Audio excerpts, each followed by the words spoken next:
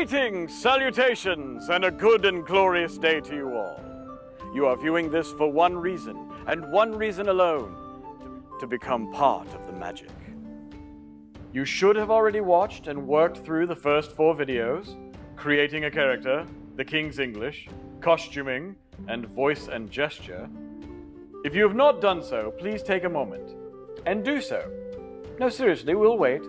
Go. We'll be here when you get back.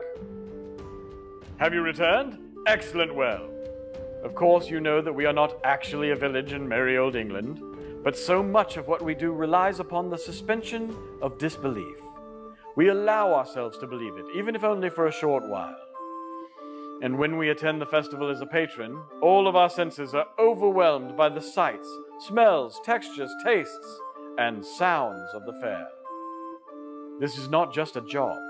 Every person walking through that gate is a guest, to be swept up, entertained, served with a smile, and given another magical memory of our fantastical festival. This lesson covers customer service, non-discriminatory language, as well as your and our guests' safety. Let's begin. We all know the term customer service, but how does one achieve it? The customer is always right. No. Try again. Always be entertaining and funny. Nope. We talked about some of this in the last video, but allow me to go over some of the basics. First, your job is to make a patron's day better. You can do this by making them smile. But you just said don't be entertaining and funny. You've got me there, and you can be entertaining and funny, but that's not your goal in a customer service position. Remember, you're there to solve a problem. Listen to the patron's needs and wants and provide them with help. The patrons approach the entertainment staff to play. They come to you for a reason. You are there to greet them with a smile, be appropriate in word and action, listen for an opportunity to help, provide the customer with a service, and thank them for their patronage. It's all in the title, really. Customer service. We talked about hawking in the last video, but this message is important enough to repeat. Here to talk to you about hawking protocols and what is appropriate is our vendor coordinator. Hi, I'm Kim Bryant, the vendor and craft coordinator here at the Texas Renaissance Festival.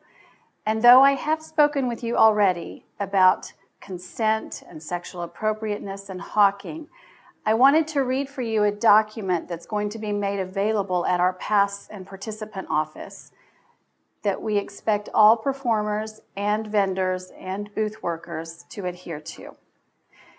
It is an example of harassment document. We want to be very clear about what we do and do not accept here at TRF.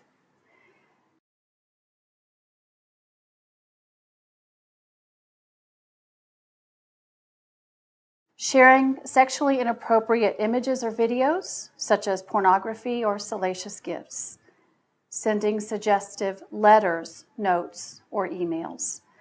Displaying inappropriate sexual images or posters in your shop or workplace.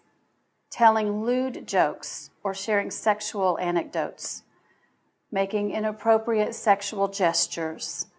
Staring in a sexually suggestive or offensive manner, or whistling, making sexual comments about appearance, clothing, or body parts, inappropriate touching, including pinching, patting, rubbing, or purposefully brushing up against another person, asking sexual questions, such as inquiries about someone's sexual history or their sexual orientation, making offensive comments about someone's sexual orientation or gender identity.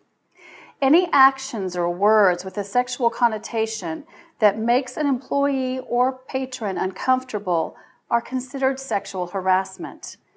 Victims of the harassment may not just be the target of the offense, but anyone who is affected by the inappropriate behavior, that is, a coworker or customer or patron who is standing nearby when inappropriate sexual comments are uttered, may be affected, even if the comments weren't directed toward them.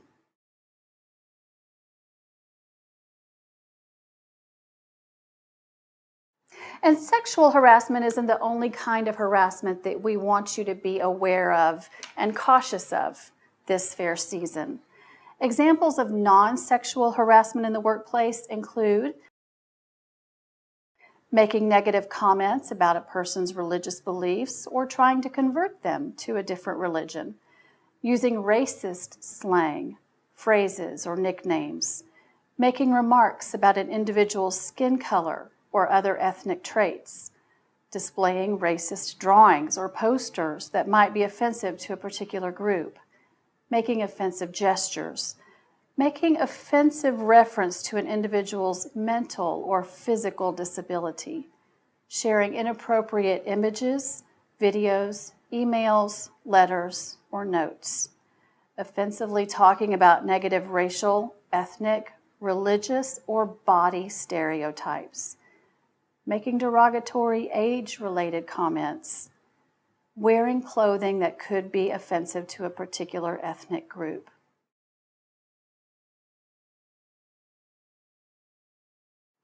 Again, we here at TRF want all patrons and participants to feel safe and included so that they have a really fun time while they're here. Thank you. Thank thee kindly. All of us here hope that you understand the seriousness of her words. Inappropriate, discriminatory language, snark, and sarcasm have no place here. All right, but what about the insulters? The, beggars, the body bar? All right, you are correct. They do have a place here. Entertainment staff have been trained and are paid to do precisely that. The beggar on the street may hurl comical insults at people because that's his job. He can read who is ready to play. Customers do not approach customer service situations with the same playful attitude. And now let us move on to the safety protocols, policies, and procedures. Yes? Yes, thank you. The first thing you should know without question is the location of the nearest privy, and a succinct way of informing your patron of its location, being sure not to delay them, especially if they are showing certain signs of distress, as this will be the question asked more than almost anything else. Oh, come on! That way, around the pavilion to the left. In the case of a different type of emergency, we have several policies that you are required to follow. First, know where your shop's fire extinguishers are kept. Second, you should know your nearest emergency exit from the festival grounds. In case of an emergency evacuation, do not attempt to secure your personal items or your stock. Make your way to the nearest emergency exit, leading patrons along with you. An emergency evacuation will be announced by siren, radio, and uniformed security, as well as festival management. Do not be a hero. Lead the people near you out, but do not stay behind trying to get everyone. Once evacuated, go where you are told, even if it seems counterintuitive. All right, let's move to the product. Did you lose something? Yeah, off my belt. Oh, well, let's talk about lost and found then. If an item is lost, it should be taken to the information booth just inside the main gate, where it will be held until Sunday night. It will then be moved to the office, and patrons can call the main office to check for an item starting on Monday. That's great, but what happens when a person gets lost? Excellent question. In the case of a lost child or parent, lead them to the nearest food vendor or information kiosk where there are always radios. Contact the office, and security will be notified. A uniformed security officer will come to the booth, so do not let the lost child or parent wander off again. Once the officer arrives, your job is done and you can head back to your booth. Any questions? No. So with that, we conclude our customer service video series. We know that we are asking a lot of you. Working here can be more fun and more rewarding than you could possibly imagine, but it is also one of the most demanding jobs you'll ever love. Enjoy being your character in our village. Please remember that the participants guide is packed full to bursting with suggestions and ideas. Use it! I have been Winstantaneous, and I am your humble servant. And remember, there is no festival without you.